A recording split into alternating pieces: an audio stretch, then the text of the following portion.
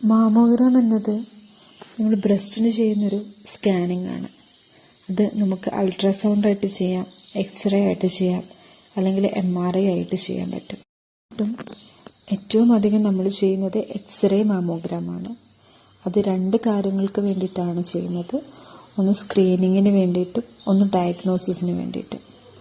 Screening എന്ന് പറയുമ്പം പാരമ്പര്യമായിട്ട് ബ്രസ്റ്റ് ക്യാൻസർ ഉള്ള ആളുകൾ, കുടുംബത്തിൽ വേറെ ആർക്കെങ്കിലും ബ്രസ്റ്റ് ക്യാൻസർ ഉള്ളവർ ഉണ്ടോ എന്ന് അറിയാൻ വേണ്ടി നടത്തുന്നൊരു ചെക്കപ്പാണ്. ഡയഗ്നോസിസ് എന്ന് പറയുമ്പോൾ ഇപ്പം ബ്രസ്റ്റിൽ പെയിന് അല്ലെങ്കിൽ ബ്രസ്റ്റിലൊരു തടിപ്പ്, ചെറിയ നിപ്പിൾ ഡിസ്ചാർജ് ഉള്ള ആളുകൾ എന്താണ് കണ്ടീഷൻ എന്ന് അറിയാൻ വേണ്ടിയിട്ട് ചെയ്തു നോക്കുന്നതുമുണ്ട്. അതുപോലെ 40 വയസ്സിന് മുകളിലുള്ള സ്ത്രീകൾ നിർബന്ധമായും മാമോഗ്രാം ചെയ്തിരിക്കണമെന്ന് പറയുന്നത് ഒരു ചെക്കപ്പായിട്ടാണ് ചെയ്യേണ്ടത്. കാരണം 40 വയസ്സ് കഴിയുമ്പോൾ ബ്രസ്റ്റ് ക്യാൻസർ ഡെവലപ്പ് ചെയ്യാനുള്ള സാധ്യത വളരെ കൂടുതലാണ്.